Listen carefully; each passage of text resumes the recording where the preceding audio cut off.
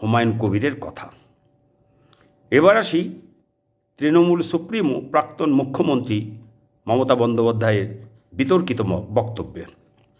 কলকাতার ধর্মতলা সংলগ্ন স্প্ল্যানেড ধর্ণামঞ্চে আয়োজিত একটি নির্বাচনী জনসভায় তিনি বলেছিলেন, আমরা আছি বলে আপনারা ভালো আছেন সবাই, আর যদি আমরা না থাকি 1 সেকেন্ড দেবে একটা কমিউনিটি একদম 12টা বাজিয়ে। 2026 নির্বাচনে পট পরিবর্তনের পরও আমরা দেখলাম সেই একই ট্র্যাডিশন। বর্তমানে পশ্চিমবঙ্গে জনগণের বিপুল ভোটে জিতে এসে বিজেপি সরকার গঠন করেছে। বিজেপি সরকার গঠন করেছে সবে 1.5 মাস হয়েছে।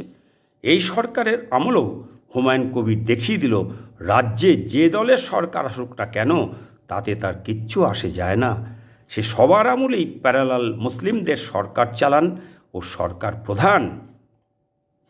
যাই হোক, এইসব কথা কি নির্বাচনী প্রচারে পশ্চিমবঙ্গ রাজ্যের বিগত শাসন ব্যবস্থার উন্নতির প্রতিফলন ও আরও উন্নতির জন্য মঙ্গলজনক প্রচেষ্টা, প্রচার ও কৌশল ছিল?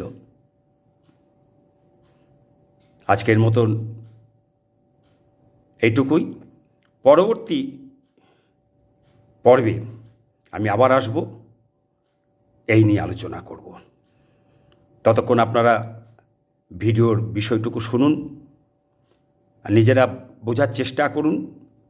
দল মত নির্বিশেষে, সম্প্রদায় নির্বিশেষে মানুষ হিসাবে, পশ্চিমবঙ্গবাসী হিসাবে, পশ্চিমবঙ্গের প্রতিটি মানুষ, সাধারণ মানুষ, সে যে সম্প্রদায়ের হোক, যে দলের হোক, সেটা এখানে প্রশ্ন নয়, অস্তিত্বের প্রশ্ন, সংকটের প্রশ্ন। আমরা হিন্দু, মুসলমান, খ্রিস্টান, বৌদ্ধ, জৈন, যত সম্প্রদায়ের মানুষ, সে সংখ্যাধিক্য সংখ্যা লঘু যাই হোক না কেন, যে সম্প্রদায়ের, সেটা বড় কথা নয়। আমরা প্রথম কথা পশ্চিমবঙ্গবাসী, আমরা পশ্চিমবঙ্গের অধিবাসী, আমরা ভারতীয়, আমরা বাঙালি। আমরা আমাদের প্রতিটি ভাই বোনের জন্য আমরা ভবিষ্যৎ যাতে সুরক্ষিত থাকে, আমরা সেই চিন্তাই করব।